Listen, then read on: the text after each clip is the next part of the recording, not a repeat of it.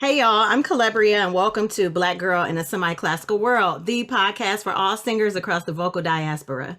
My aim is to teach, lead, and empower singers to take up space and use their voices through stories within our industry. Today's special guest is Daniel J. Smith, baritone. I'm about to read his bio and it's like super full, so come with me on this adventure, y'all.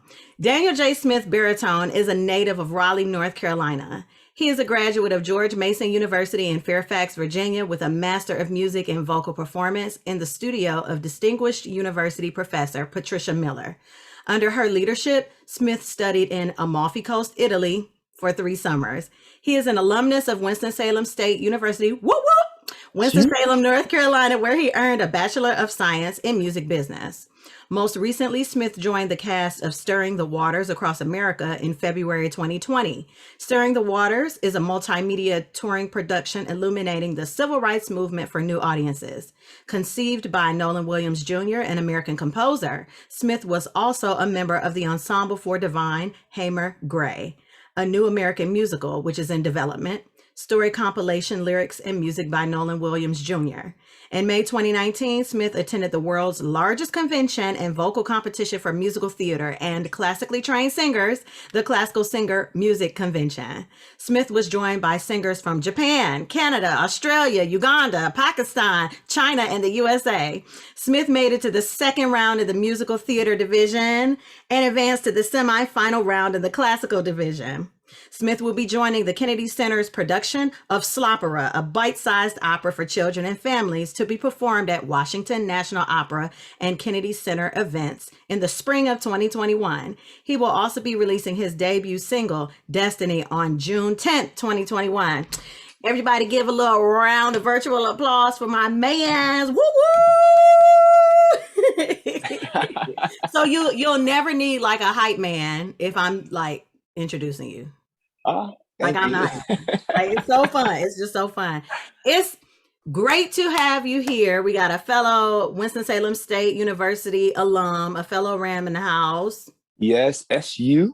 Oh my goodness. And thank you so much for just joining and agreeing to join. And I'm just excited about where we'll go because for those of you that are watching this, we kind of started a conversation before I hit the record button.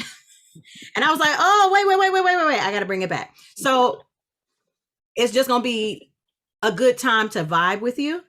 But like, let's get started. So talk to me about the beginning of your musical journey. Like what brought you to music and then what brought you to classical music as well? Honestly, I tell people I have been singing all of my life. Music is something like that's all I really know. I grew up in a Baptist church and I started singing in the youth choir. And from there, I never looked back. Like music has always been my first love, my first mistress, my first everything. Like I have always come back to music, no matter what. Music has always been the foundation of who I am. What got me into classical music was after I graduated from Winston-Salem State University. I originally went to George Mason University to study vocal pedagogy, which is the study of the voice because I wanted to be a voice teacher. And I saw myself teaching celebrities and things like that. But I was thinking, I'm in grad school. I need to push myself to do something other than just sing. And so I'm just like, what would do that? Opera. And so I started studying opera. And the first summer I was there, my voice teacher, she invited me to come to the Amalfi Coast program with her. And so I joined her there where I performed in the opera Johnny Skiki. And after that experience, I was just like, I like opera. I want to sing opera. Like, what do I need to do? And so that kind of started my journey into the classical realm, grad school. Wow. I feel that. Similarly to you, when I got to grad school, it was unashamedly, I'll say this, right? So when I started grad school, it was an escape from my last job. I feel like I have been running from jobs because it's just, I would just end up in these spaces that just didn't serve me. And, I would just be so miserable and so conflicted a lot of the time. And so it was like, well, until I can figure out what it is that I really want to be doing, which I've always known, but the world will tell you something different. I was like, okay, let me get another degree. And I got to Wayne State. I was like, okay, this would be cool. I missed doing like being in music school and like the rigor of it and the Hmm. community of it for sure.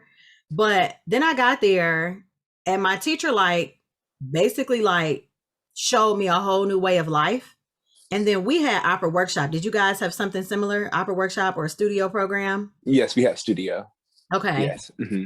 They call it different things at different schools, but basically, you learn and audition for a role at the top of the semester, and your grade is learning this role, memorizing this role, interpreting this role, becoming this role, performing this role. And how easy of a grade is that? Not at all. Not at all. So I think for ours, it would be the opera program itself. So you had to actually enroll in the opera class. And I remember my first semester there, January 2014. I just remember that time in that space. And my first role was the role of Antonio in The Marriage of Figaro. Mm-hmm. I didn't know Italian. I Okay. did not. So And that's on Mary Had a Little coming Lamb. into this opera program where it was like undergraduate and graduates just all knew this language and they knew this style of music, I felt like really intimidated. Mm-hmm. But another thing about me is I'm not going to back down from a challenge. So when I knew I was lacking in that area, I went directly to the opera teacher and I was just like, can you help me out with this? What do I need to do to learn this language, to coach this, so that way I Yeah. can be on top of my game? And I think it was that mindset that kind of shifted me to want to learn opera more, because I realized that it was such a challenge and it was just Ooh. stretching my mind to do more than what I thought I could do. Yeah. And so I found it, oddly enough, as a challenge. I was just like, you know what? It's time to challenge yourself so you can really see what your voice is able to do. And I found that opera is what stretched my voice and kind of helped me find what it's able to do. Wow. Yeah. I resonate with that. Even on a personal growth level, opera shifted me as a person, right? When you get so enamored with a process instead of a result, right? Because opera is about, well, singing in general is a process. Hmm. Um, our practice rooms were up on the fourth floor. And I think I may have made a home in there, especially like my first year. Um, I don't, how many hours a day would you say that you would practice your music when you really got in the pocket? I'm curious. Right. Mine was about That, 3. let's see, it varied really, because I'll be honest, while I was in grad school, I also had 3 jobs, I want to say, as Mm-hmm. well, just to stay afloat. Mm-hmm. So I would literally be on the clock and just beating out a rhythm in my head, dun, Yeah. dun, dun, dun, dun, like beating out something and just practicing as I was on Yeah. the floor. But if I had an opportunity, I was rehearsing in the morning and then I was rehearsing at night. The weekends looked just like I would go all day It was in school. studying one thing. But my life was really just school, work, school, work, Right. school, work. Right. So it's hard for me to really put a number on it, because It I was will a say lot of this: whenever everything. I study music, I lose track of time as well. Yeah. And so I would notice, like, by the time I got into the practice room, it'd be 6 o'clock and then I'm leaving and it's like 10. So Ooh, I yeah, you wasn't were really paying different. attention to the time, because I'm just like, I was so um engrossed into the music at that time, just like to get it right and to be really ahead Mm-hmm. of what they wanted.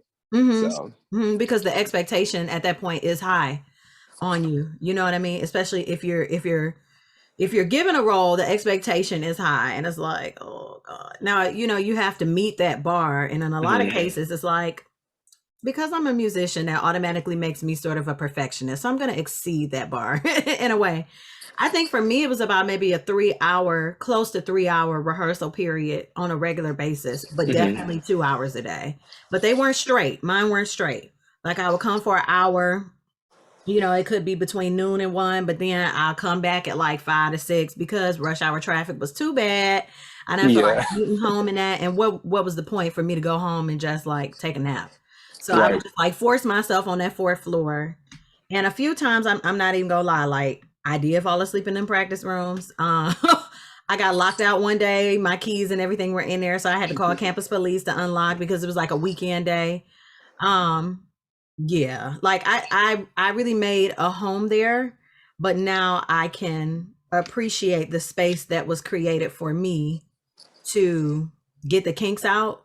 You know what I mean? Because to me right now at home is very hard for me to get the kinks out. It's very hard for me to create that space because I need that, you know what I mean? I don't know, 30 square foot environment for me to be Yes. like, oh, we got to hurry up. We got to start. We got to get in. We got to get out. So, Yes. what's the agenda here? I just really miss that. Do you miss grad school? No. Okay, we're different there. I will say that in a heartbeat. I do not. I'm not a traditional school person. Okay. So the idea of learning in a program type setting where that's all you really focus on is learning this role, and your day is full of just like maybe vocal releases, warm-ups, coaching, learning the music. I can handle that kind of schedule every single day. Sitting in the classroom, that's really honestly just not my cup of tea. I've never been a big fan of that. I'll be honest with anybody. Even in school, I didn't like sitting in the classroom. It was just something about it where I just felt boxed up. Yeah, I'm ready to go. Like, I need to do something. Yeah. That's also my energy. Like, it's a very fast-paced kind of thing. So that's why I love opera, because it was just so much going on at one time. And in rehearsals, you have the opera director saying one thing, the music director saying one thing, your voice teacher saying another thing. And I love that kind of environment. Like, I love it because it's just so fast paced. And it's like, you have to process it all at one time and then act on it. Listen, with my level of anxiety, I honestly don't know how I got through grad school unmedicated. I have no idea, because it was such that all directions, and I was like, whoa. So I enjoyed it. I'm a little different. I don't mind a classroom as long as there's a hybrid situation. So, going to music school is not always sitting there writing papers, taking tests. I don't like that kind of learning. I don't like that. But it is a lot more interactive. Your classes 9 times out of 10 are going to be very small in most music schools, because your cohort is small, right? Your teachers probably, for me at least, I had the same one teacher, 4 different classes. So it was like, dang, she all over my transcript, whatever. So the relationships are different. I will say, like, I liked I took a pedagogy class. I love pedagogy now. I've fallen really in love with that. I liked diction and IPA. I'm a creep. I'm a weirdo. See, the things like that, I did not mind. So like in our vocal performance seminar class, a class like that, I love, because it was half singing, but then you were studying the music you were singing and you were presenting on that. And so that was much more like a mini lecture recital each time we were in class. So settings like that, I can handle. But if it's just like strictly a teacher and I have to sit up in the class and take notes, you lost me about within 5 minutes of me being in the class. Did you have to take any like period classes? So for viewers, you sometimes have to fulfill these other requirements under a music theory umbrella or under a music history umbrella. For me, I had to take Renaissance music for 1 semester and Baroque music. I loved, especially Baroque. Oh my God, I hated Baroque music before that class. I was like, what? Now give me all the melismas, every last one, give them here. Like, I love it now. But did you have to take any of those like period classes? Honestly, I forgot if I did. He blocked it out! He blocked it out! Oh my God! You blocked it out. You ain't no good. I told you, I'm not a big school person. So if I didn't like the class, I pretty like much, that's done. Oh my God. But I do remember, I think we had to, but I believe they didn't have the period I wanted to take during that semester. So I ended up taking a piano class, I believe. This really could be totally wrong, but I don't even remember. Yeah. I remember, do you remember what your least favorite class was, or did you block that out too? Yes. It was a reaction for me. Yes, I have 2 that were my least favorite classes. And those 2 will remain unnamed. I just didn't like it. Like I said, I'm just not a big person of that style of learning, which I should say. Anybody who can go to school, like, I applaud them, but that's just not my cup of tea. Like, I love being on the stage. I love like the vocal performance kind of classes. I love the diction class because I am a nerd in the same sense where it's just like, I love studying the language and, Yeah. oh, this is that sound. This is like the particular symbol for this kind of sound that we're going Right. to make, and understanding the vowel placements. And I like the diction class because we had to come in with a song that we already studied in our vocal lesson anyway. Yeah. So it just made sense for me to bring any piece I was working on and then work on it in class and then have my lesson that same day Right. and feel like I'm 2 steps ahead now because I worked on the diction in class. I was able to go to the practice room afterwards to work on the actual notes and now have my voice lesson and I can go right into that. It's a So wraparound. yes, so It's a things like that wraparound. make sense to me. Yeah. Yeah. Yeah. The other ones, But, they have their purpose. I'm not gonna lie, they have their purpose. right. I just blocked it out. See, and yeah, I loved like the music history classes, mostly Baroque for me because it was applicable again to the rep that Mhm, I had or the rep that I enjoyed. And it taught me a lot about affect in music, and it taught me mhm, a lot about performance practice as well. And if I have questions about performance practice, even to this day, I know what resources to go and get because of that mhm, class that can clarify that for me. I also was like somebody that liked to read a lot as a kid, so that just kind of like spun me out like in a different way. What I did not enjoy, I enjoyed the teacher for this next course. My least favorite, like if I ever had to take this again, I would shave my head and like run naked in the street and come to lock me up in an asylum. There's no way in the world that I would ever take this again. I enjoyed the teacher. The teacher was kind, he was helpful, he was knowledgeable. mhm. The content, I was like, what the hell is going on here? I had to take Shankarian analysis. Anybody, anybody that is on my Facebook feed from 2000, was it? What's that? Fall of Mhm. 2016 knows, oh, please don't talk about that class with this woman. Like, I think I posted every day how like my life was ending because I was taking this class. And it was just this, seemingly very unnecessary style of music theory, which I like theory, but Mhm. that style of theory was just a bit much. And I think it was a bit much because I'm mostly a singer. And so the layers of theory, I was like, that's just the piano part for me. You know what I mean? I understand generally Mhm. what's going on, but that is not my instrument. I'm the vocal line. And as long as I can sell and interpret this vocal line, for the most part, I'll be fine. You know what I mean? I understand what's going on under me. Like, give me a break. But oh yeah. I have See, my theory PTSD. teacher I loved. She was from Florida State University, Jeez. and it was in that theory class that really helped me to appreciate the marriage between the Mhm. voice and the instruments. So it helped me to look at each music now like as a little miniature ensemble because it's like I was able to do the analysis and see like, okay, how does the voice part layer into this piano part? How Yeah. does the piano part aid this vocal line right here? And it just kind of made me like look at and well, not look at, interpret the music differently. So shockingly, I did like theory, which I did not like when I was in undergrad. Oh So gosh. Oh yeah. Yeah. Yeah. It was cool until about theory 3. And I was like, like, am hold I on, gonna use this? what is this? What is this? I mean, it was I think maybe you can agree with this. Maybe all the singers out there might agree with this. Theory is taught and directed towards instrumentalists. They don't even understand how to teach this to a singer. And so there are some things again that are going to be more applicable to them than Mhm, us. Um, and our theory teachers at Winston, at least for my cohort of folks, they were all instrumentalists. So of mhm. course they're going to cater to that because that's what they know. That's their language. And I just, I got it, but it was just like, See, I my can read this theory part. teacher, we had a lot more vocalists in my theory class as Okay. well. And so I feel like she saw it as a challenge to make sure that it was relatable. Mhm. And one thing I noticed too that she did was that she did make it like really relatable to like, this is what it means to you as a singer when you are analyzing this music. Like, this is how you can make it make sense to you. And I really appreciated that because, like I said before, like other theory classes, I was just like, okay. Right. I would In and out. I would literally just be like, Are we okay. done yet? Just Right. No, seriously. One semester I had it in undergrad. I was late every day. It started at 8:30 a.m.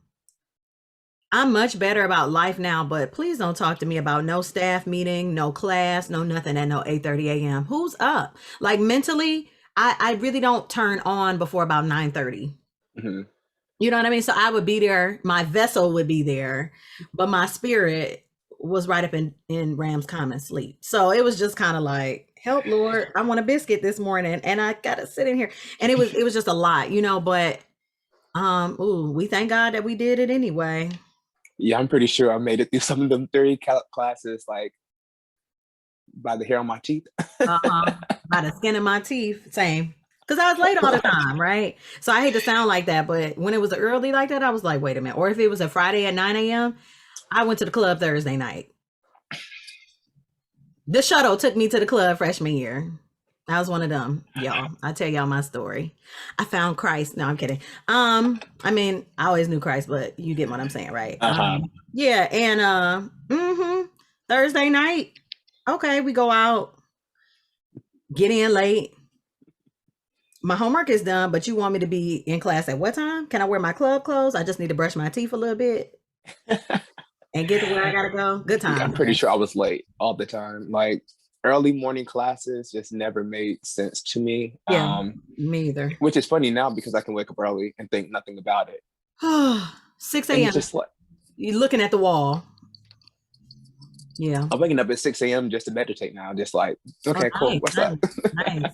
So, okay, so we read your bio. It's impressive, it's extensive.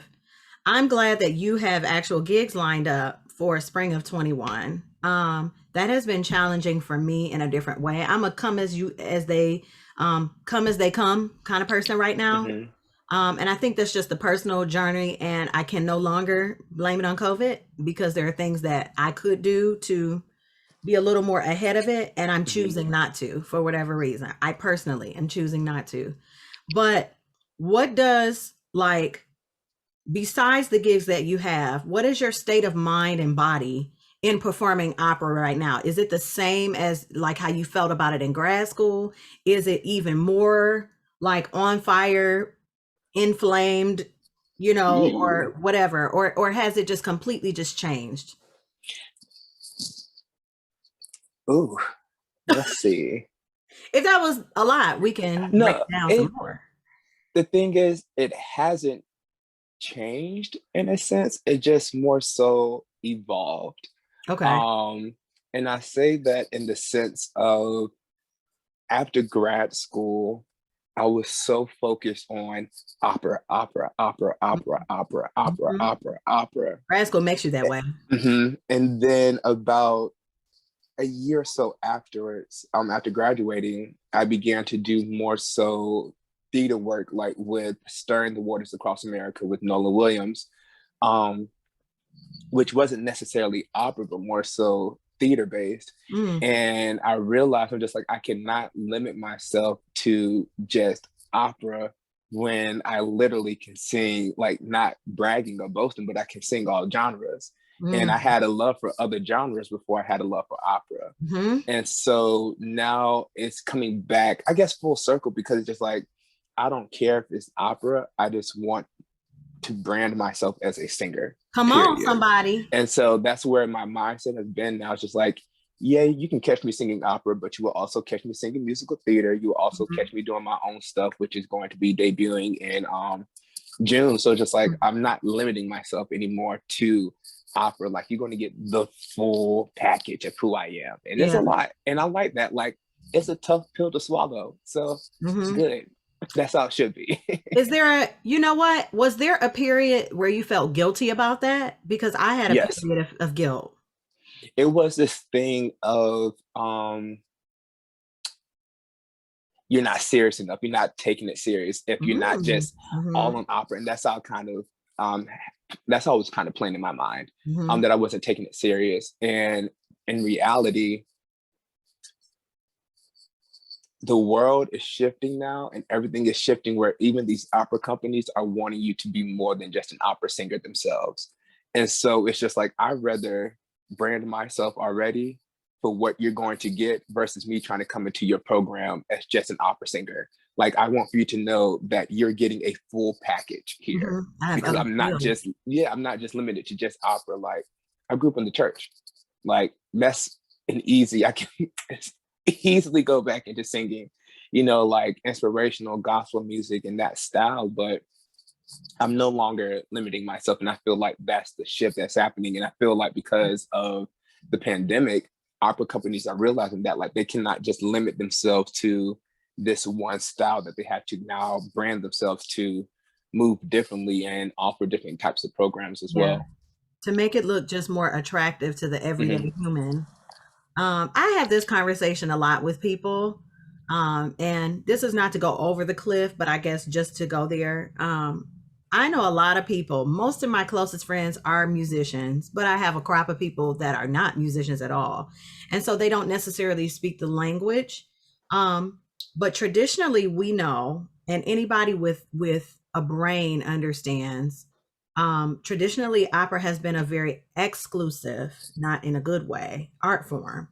It has been reserved for a certain race of people, class of people, socioeconomic status people. Um, and so now you got my black ass coming in, and I'm singing this, right, coming in, just coming in. Okay. And the conversation is, yes, this genre has been exclusive, classical music in general, exclusive. How do I, as a person who, I love listening to Shirley Veretta's was one of my favorites, is one of my Whew. favorites, right? Yes, God. But in the same breath, I'm literally rapping Bodak Yellow. You know what I mean? Like, how does Calabria bridge herself to not necessarily whitewash myself in this exclusive genre, but to turn my passion for it and my skill set and expertise into inclusive access? Hmm. It's here to try it, for anybody that wants to try something new. I just had that conversation literally a few weeks ago. My first time seeing, actually, it was Denise Graves, and it was in Margaret Garner. Was when I was in high school, and it was because of high school choir. It was a Hmm. trip. It was one of those. It must have been like a dress rehearsal or something that was open, and it was just a whole bunch of like students there. It wasn't like a regular night, and that really was the first time that the wheels turned in my head that that was a job, because I had never Yeah. seen that that was a job. Now, I grew up going to, jazz concerts or orchestral concerts at the DSO. um didn't move me as much because this wasn't a words, right? Yeah. Obviously, and I went to a lot of different places, but it didn't click in my head that that was a job. I knew people sang, but I didn't know that singing opera was a job. Hmm. You know what I mean? So I think that was like the first pivotal moment for me that made me be like, oh yeah, people do go to school for this, don't they? Okay. Because before that, the conversation when people had, asked me about what I wanted to do for college, I was so burnt out from high school, honestly. Because, we were just overwhelmed, which is another conversation. But I was like, y'all, I'm going to New York and I'm gonna wait some tables and sing on the street and see what happened. Like, cause I just can't with I classes. wasn't honestly pressed about going to college. Yeah. Um, I guess, like, originally, I always saw myself in being in entertainment and music. I didn't Right. know how, Same, but I same. just Yeah. never felt the need to go to college to do it. Correct. And so Winston-Salem State University, having the music business program, did entice me to go to the school, because I'm just like, okay, at least that's something I'm interested in. Correct. And so just like, maybe that would give me a foot in the door somehow, some Yeah. way. You didn't know a plan, because when people have not done that and you don't have them immediately to, in reach of you, Hmm. it's like, you know that this exists, but there's no scaffold to show you Yes, how to get there. yes. And so it was always just kind of like, okay, I'm going to go here, music business, and then try to make sense out of that. Then, Hmm. like I said, I was going to go and get a vocal pedagogy degree from George Mason, so Hmm. I could open up a voice studio and have Yeah. me like 5, 10 good celebrity clients and be good. Charge them like 2,000 a buck, like I was going to charge them. Okay. Okay. What people is paying for rent in the DMV? All right. And pray Oh, church. I had it set up. I'm like, oh yeah, I'm gonna have me like a Beyonce Tank and just be training them and I'll be good to go. You know, I made it work in my head. It made sense. Hmm. Hmm. Hmm. But then like the more and more I got into it, I'm just like, you do have a love for singing. And so Yeah. how can you turn this passion into payment? Kind of thing. And Hello. so Hello. that was a journey in itself. And that just led me back into this full circle thing of you're a singer, period. It's not Mhm. about you just doing opera. Like, yes, you're skilled in opera. You have been trained to sing classically. You have that skill set, but you cannot let that take away from the fact that you can do a multitude of things Yeah. outside of singing opera.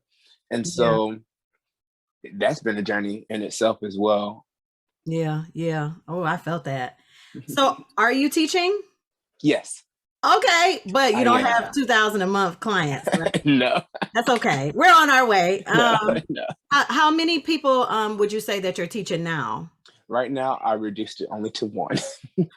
What happened? How many were at your height? Let me not say what happened. At So your height, how many people was it? So I had about five clients that I would sing on a regular basis, and then 10 outside of that that they would come sporadically. Yeah. Um, and then That's cool. when I think it was when COVID hit, Mhm. four of the five were just like not right now. And then that time span of COVID just kind of pushed them out further and further. Yeah. And then the one voice student who I have now, I've always just kept her around. Okay. I love her, and they were always willing to work with Listen, me. And so, shout out to the one because it just takes mhm, one. she was the first voice student that I took in my own private voice studio as well, which Okay. is why I kept that one, Yeah. because I just felt a different connection with her. So I just like being able to pour into her and just give her my all. Yeah.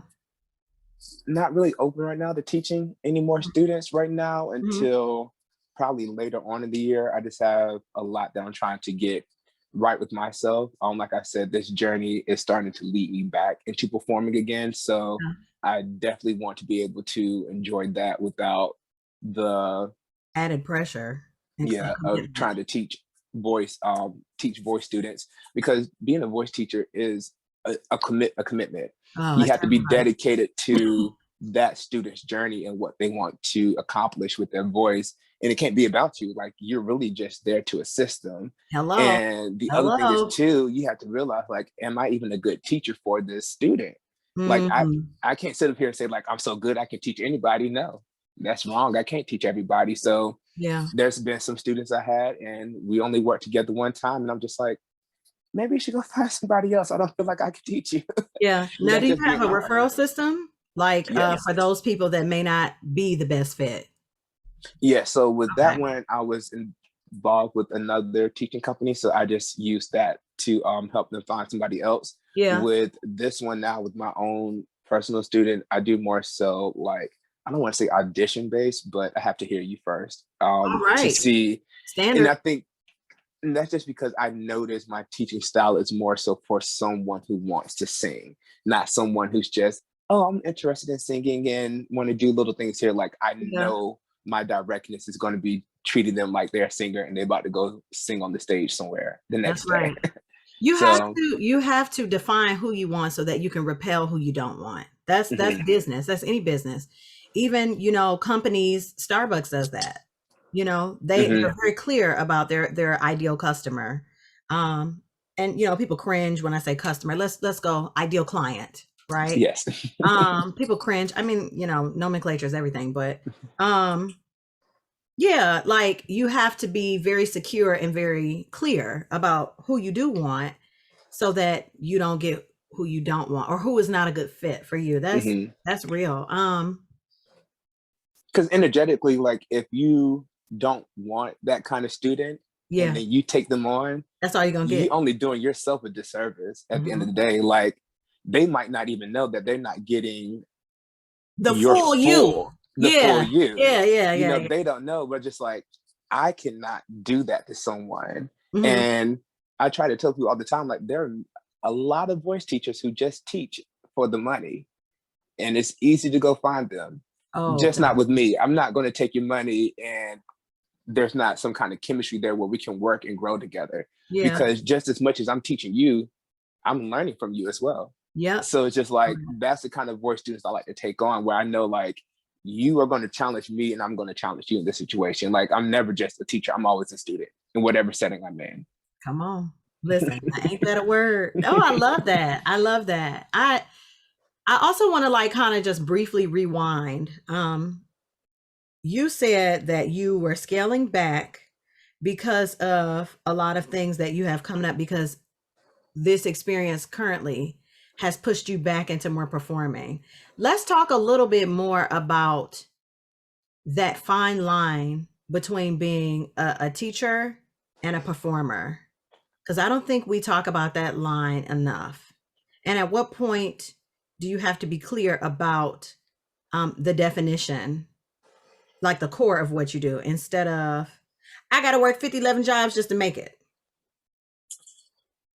Ooh, let's see. Because of that, I think that would be like an 80-20 kind of rule. I put 80% of what I'm doing into the performance aspect, and then the other 20% into the fact that I can teach as well as sing. So I Mm-hmm. consider myself a singing teacher versus a Teacher who sings. yes. Mm-hmm. Thank you. I And got it. so I just noticed that when I put more of my energy into performing, you still would get a lot of people who now just want to study with you because they see you are performing and they want to learn with you. Yeah. And so that's why I'm able to be like, well, what do you see yourself doing with singing? How do you want, like, what kind of career do you want? And once they give me that, I'm just like, this might be a better teacher for you. Like, they have the time and the effort to put into you. My voice students, it comes with a lot of things. My schedule changes Right. week by week. Yep. And so if you're looking for a teacher who's going to have a set schedule, you don't want me. And I'm just open and honest with No, we people, appreciate it. because it's just like a lot of people come into it. It's just like, I want a voice teacher, and they think they're going to get a set schedule every Tuesday. If I have a rehearsal on Tuesday at 6:30, I this can't do time this. I Yeah. can't do this. So now I have to move you around. So I always look for students who are very flexible. Mm-hmm.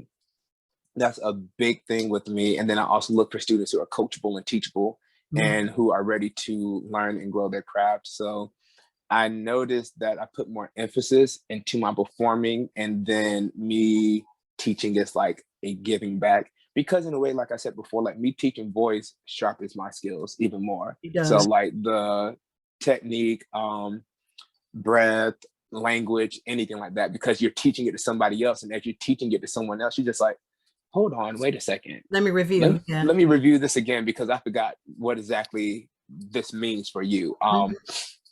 And I even noticed, like, when I was teaching my one boy student, I think she would be so mad. I think she's like 11 or 12. I forget her age all the time. Okay. But she's like 11 or 12. But I noticed in teaching her that I was able to do certain things with my voice that I didn't know I could do. And that Mm-hmm. happened because I was teaching her. And so that's why I said, like, it's always a good thing about energy. Like, we learn and grow from each other. Yeah. So I put more emphasis into performing, and then I just like the fact that I can teach on Yeah. the side. Yeah. I applaud that, and I admire that, because I think that over this past year, I lost that. I'm the other way around now. And I won't be here permanently. Mm-hmm. I lost a lot of motivation. Oh, let me be honest. I learned that I lost motivation before COVID. Mm-hmm. I learned recently that my motivation for singing had turned into compensation, a resume credit. I enjoyed the experience. I grew from the experience. I, had community because of the experience. Mm-hmm. But at some point, it became a rat race instead of an experience. You know what I mean? And when COVID took away, I actually was quitting. I was like, I'm about to, scale this back.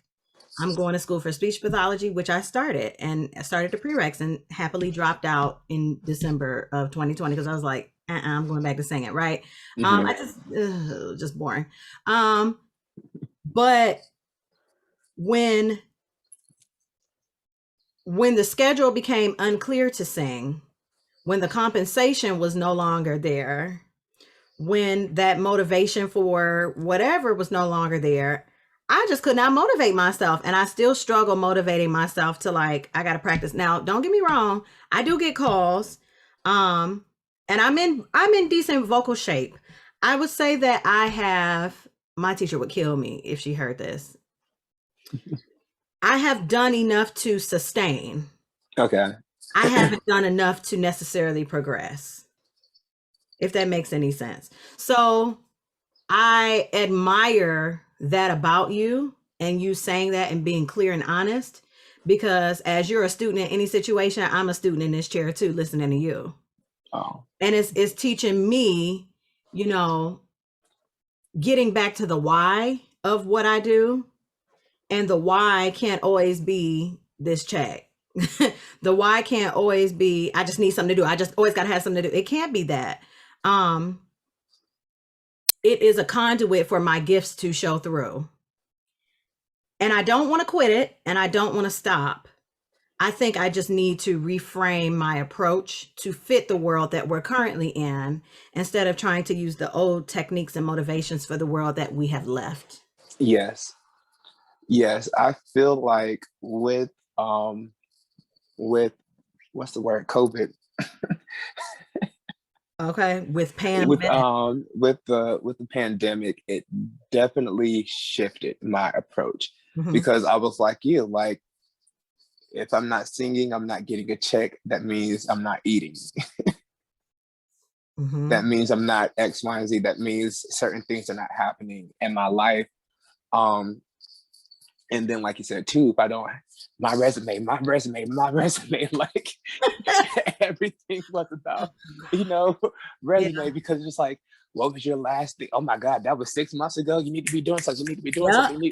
And it's just like, hold on, why am I doing all of this? And when I was honestly happy that the pandemic happened, because it caused me to really take a step back and look at what I've been doing, as far as how I've been going after my career and how I've been treating my career, honestly. And so I took as much time off from not singing and from not teaching voice lessons. I think the first, March, April, May or so, the first 3 months or so, I didn't talk to anybody about teaching a voice lesson, a note, or anything. It was given, nope, nope. Just because I was just like, all of this is happening for a reason. So let me take time to actually see what I need to do in this season. And when I just got clear about what it is that I want, then it helped me to realize why I'm going after things, why I'm going after it. After it, which is why I said, like, I cannot just limit myself to opera now. Because it's just like, you do so much more than sing opera. Why not showcase that? Why do you limit yourself to just this? So build the brand and build the culture, build the environment of who you are as a person. The people will come. Right. If, as long as you build it, though. Right. You can't build something that's for somebody else because that's what they want you to do. Correct. And before, me chasing the resume, me chasing these gigs, me doing all of that, that was building something for somebody else. That wasn't my brand. And now that I'm starting to rebrand myself and focus back on me, I'm starting to see these opportunities now come to me, and it's like they are collapsing into my world now, versus me trying to fall into theirs. And it's just like, this feels like I have more control over my life, and I'm not chasing anything anymore. And that's what I wanted from the get-go. Like, that's how life should be, where they just kind of happen and things just kind of fall into your lap. Like, they recognize your brand, they recognize who you are, and that's what they want. They don't want you to be anybody else but yourself, and that's what they're bringing in to these fields. And so I've been in a much more freer space now because of that.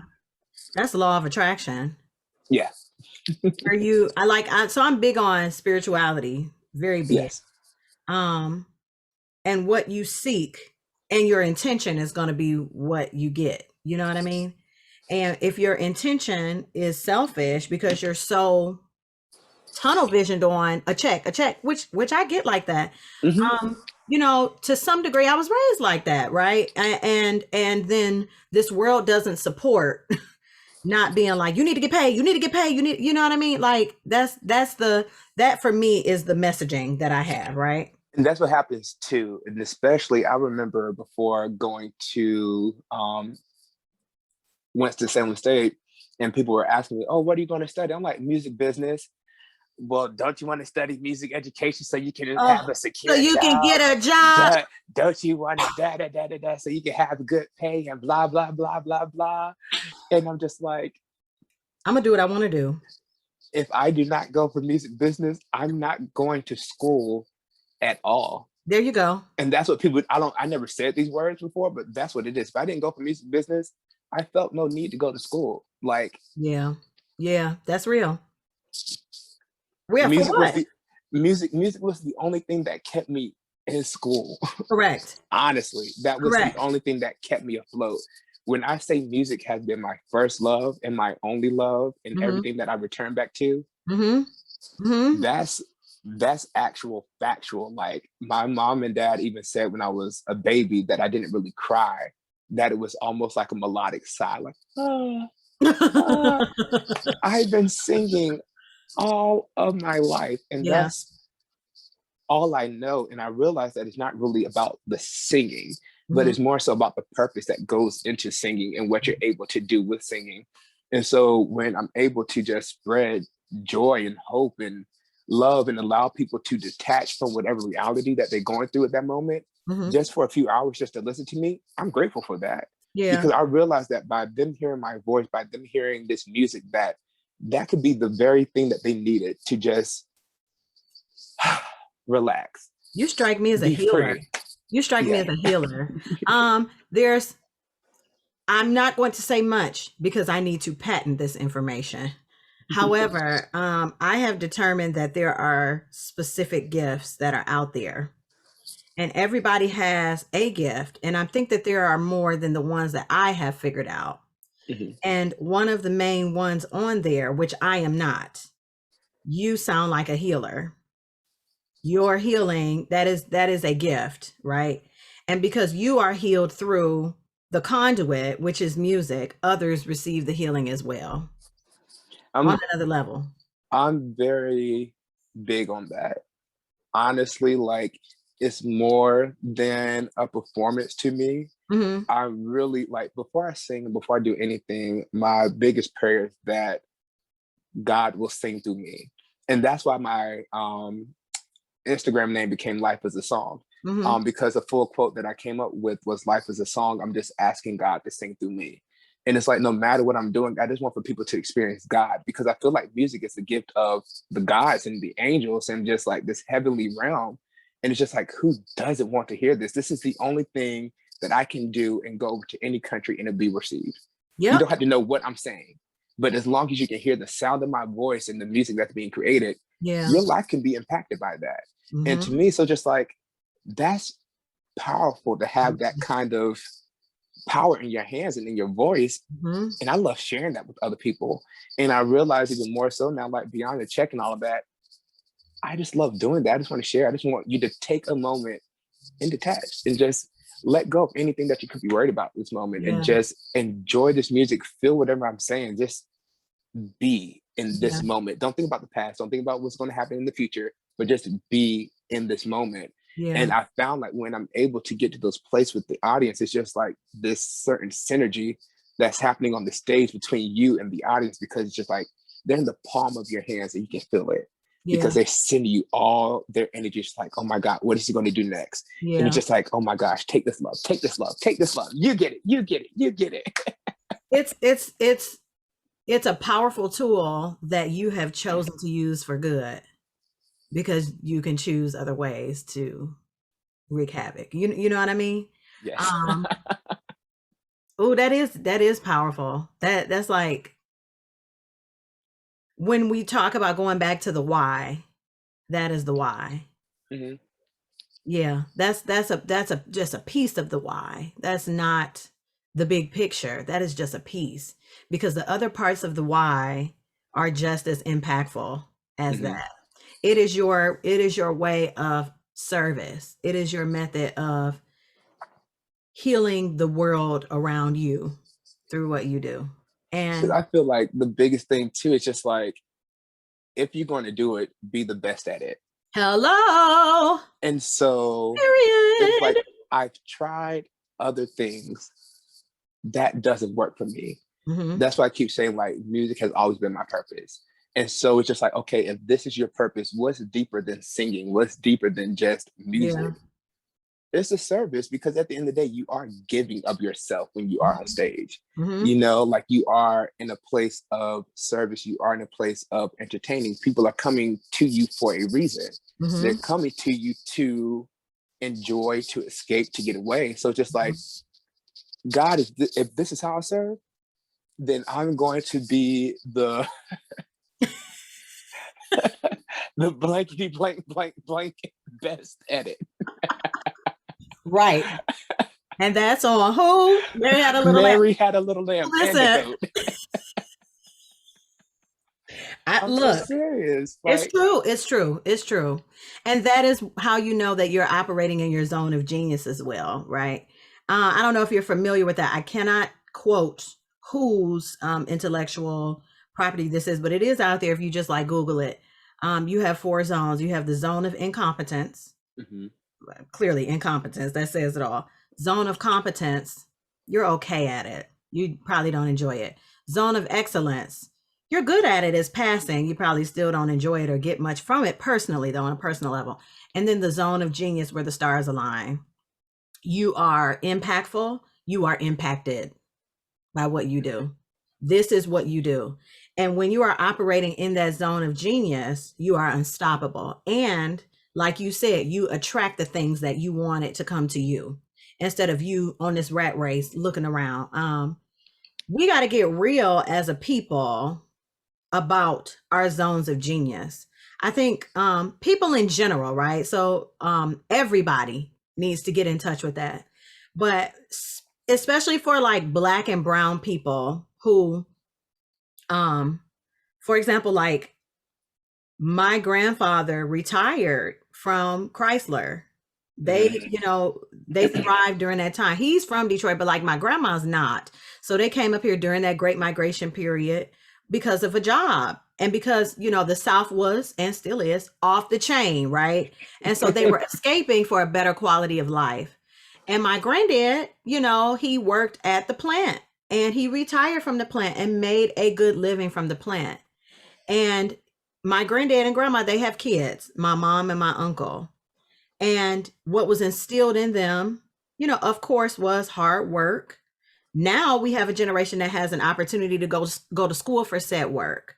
Mhm. But sometimes in that generation, our parents' generation, they still got trapped in quality of life just going to work. So they got caught in that zone of competence or zone of excellence where maybe they are good, okay, but they really don't enjoy this. Or maybe they don't enjoy it and they're not good at it, but it's a check and they have to provide. They got caught in that in between. A lot. Oh my God. And now in our generation, because they want the best for us. It's the same people that told you, why don't you go for music ed? Guess what? I got told the same thing and I went for music ed. And guess what? I taught for 3 years and quit. You know what I mean? Because it is a zone of excellence. You know what I mean? It's not a zone of genius for me. Now we're in this generation where we have more choice than we've ever had. We have more access than we've ever had. We don't have capital because the economy is a mess, but we have options to get what we need to get. We have access to that. And we have caretakers who have lived through other generations of hardship. And from a hardship perspective, are saying, you need to go to school to be a nurse. You need to go to school to be an engineer. You need to go to school to be a doctor, a lawyer. You need to go get a job as the street cleaner for the city. They have good benefits. You need to get a job at the health department, et cetera, et cetera, et cetera, et cetera.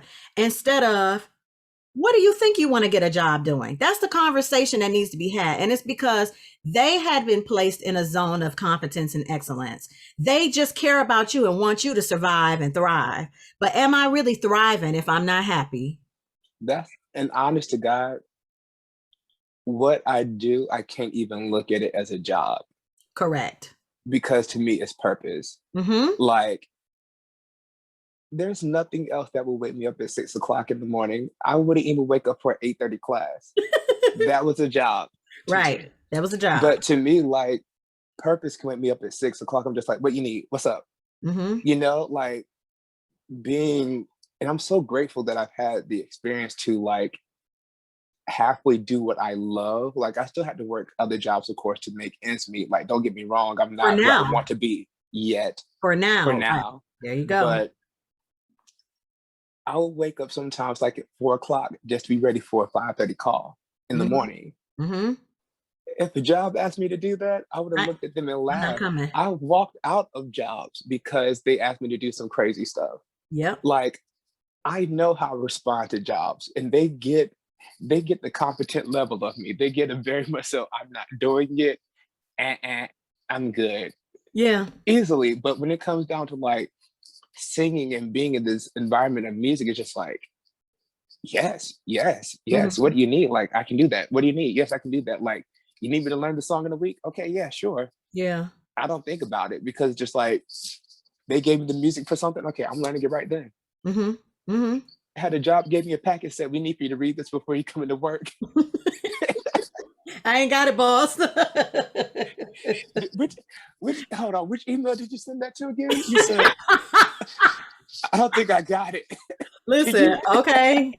Didn't what, make it. Oh, what it's come in up my with the Gmail address? promotions tab. No wonder I Hold on, didn't I think see it might that. have been in my junk mail. Hold on, let me just check. Oh, I see it right here. Okay. Mm. I'll read it tonight. But I never had those issues when it comes Right. down to music. And so to me, it's just so much more of a purpose driven life. And I'm just Yeah. grateful to be in this place. I taught at schools before. I was a substitute teacher. We called it a guest educator. Oh, I know. I had to do sub work before. I think I made it to 3 shifts. The thing is, I'll drive Uber. That's fine. I have a heart for children Right. because I truly want to see them succeed and Mhm. follow their dreams. Yeah. Um, and being in that space of even being a guest educator, I have a heart for teachers Hmm. because it's not easy on them as well. You have one teacher for like 30 kids I who are know. still in a developmental stage of their life, so they require attention. Right. And you have one teacher for 30 kids. Right. The math doesn't Oh, doesn't it's add up. crazy. And so like the classroom settings are just like horrible. Yeah. They really are. And it's just like, I feel bad for the teachers. I feel bad for the students. And I'm leaving just like, ew, get this energy off of me.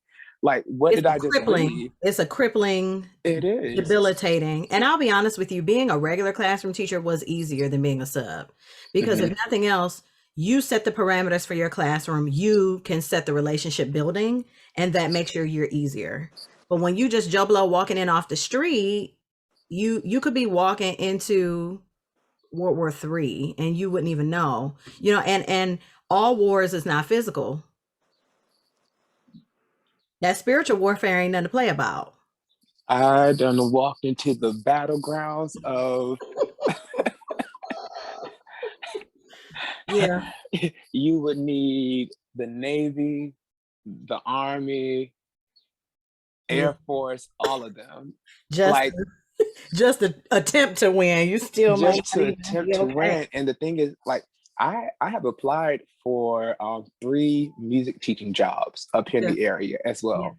Yeah. Made it to like the second interview, but then never heard anything back from them as well. And so after that, I'm just like, I took that as a sign from God, just like, stop applying to work in the classroom. You're not going to like it. You don't like being micromanaged. You don't like dealing with certain Mhm. things. So if you want to be impactful, create the environment to be impactful. Correct. And when I started shifting my focus to just like creating that environment, that's when things just started to open up. So that's why I don't mind having younger boy students. And I would even consider, um, that's why I'm even falling over words right now, But with this Slopper production with the Kennedy Center, that's for the youth and families, and it's based off of a children's book by Mo Williams. So I'm excited to do something in that dynamic where I can feel like I have an impact on the youth, and especially when they see someone like me on the stage, it's like, wow, that's me. I can be this person. I can be like him. That's why I love singing opera too. Like, I want them to see us in this that's field. one of my things as well. It's representation. It really matters. Again, my encounter with representation was in high school. That's actually late. And how many engineers had I met before that? I mean, I think I grew up seeing engineers. I grew up seeing healthcare workers. I lived with one. So it's kind of like, okay, I know that's a job. I know what they do, but I don't know about that, boss. You know what I mean? But high school was my first run-in with that to that degree. What's funny is some people hear me sing for the first time and they would say, you are the first opera singer I've heard live. Yep. And they are in their 50s, 40s, 60s, whatever. And they would say, I'd never seen people of color in opera. Yeah. And we're here. We've been here. It's not as many of us, but we actually have a large community. When you're on the inside of it, it's a large community. When you're on the outside of it, it looks sparse, but it's not, you know, but it, you know, it just goes back to that conversation of access and equity, which that's a sword that I'm always going to die on. I don't care what anybody has to say. You know, I will argue you down to the death about that. Access and equity is the largest conversation that we have in especially the United States about anything, you know, especially creative jobs.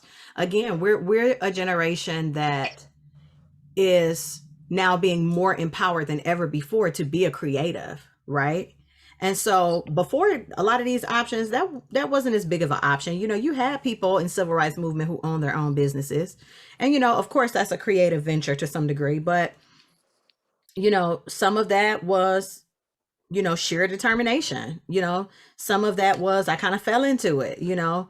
But a lot of people, again, are just regular blue collar workers, you know what I mean, showing up to their job. So we have been empowered more through those stories. And that's why, like I say, access and equity, I'm always going to talk about that. And if I have kids, which I could see me doing, you know, my charge as a parent is to provide that access and equity. I have to pick up where maybe my mom may have left off, right? Yeah. I have to get there and then some, and then my kids will get there and then some, and so on and so forth, so that, you know, we can have those conversations and those enriching experiences and we can grow. Most definitely, because like my kids have to know on Saturday morning, you might wake up to Shirley Barrett, who is one of my favorite classical singers as well. You might wake up to Earth, Wind, and Fire. You might wake up to the Baby. You might wake up to Yin Yang Twins. You might wake up to Bach. You know, it really just depends on what mood I'm in that day. Like I have, I believe now 10 different playlists, just depending on what kind of mood I'm in. But if you were to take all the songs out, you would be like, who is this? Katy Perry? But then is this Grace? Is this hold on. Now you listen to the Baby? Yeah. And that's me. That's called dimensions. You know, we all have dimensions. So especially, you know, those of us who grew up, again, you grew up in the church. I grew up in the church, but then, you know, I got introduced to R&B really early as a kid. So everything I do has roots in R&B. It's like coming home. It's dimensions. Yeah.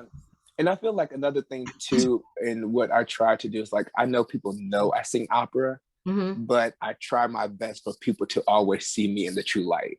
So I don't want for them to see me singing opera and then they feel like I'm this snooty elitist, like, oh no, I would never do that. No. That's not who I am. Like, I'm really goofy. I like having fun. I like to go out and have a good time.